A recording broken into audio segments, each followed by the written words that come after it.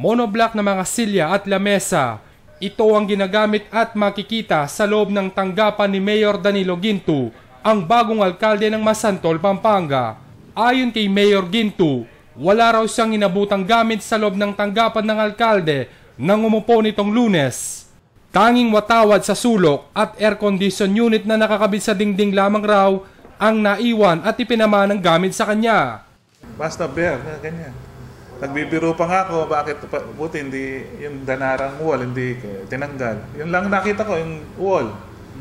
Yan lang, sa akin yan, sa akin to.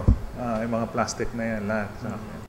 Pero namumukod tanging Office of the Mayor lamang raw ang may ganitong sitwasyon.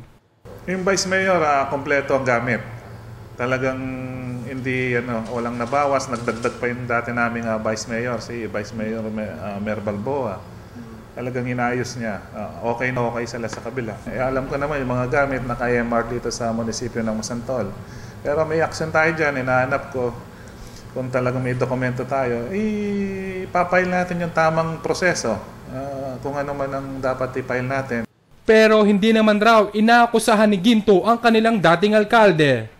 Hindi ko na alam kung sino nagutos. Mahirap naman magbanggit ako na kung sino nagutos. So saan po ngayon mga gamit dyan? Hindi ko na alam kung saan nila dinala.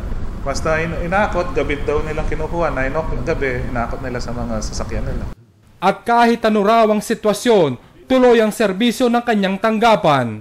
Samantala, itinanggi naman ni dating Mayor Peter Flores na may kinalaman siya sa pagkawala ng mga gamit sa tanggapan ng alkalde.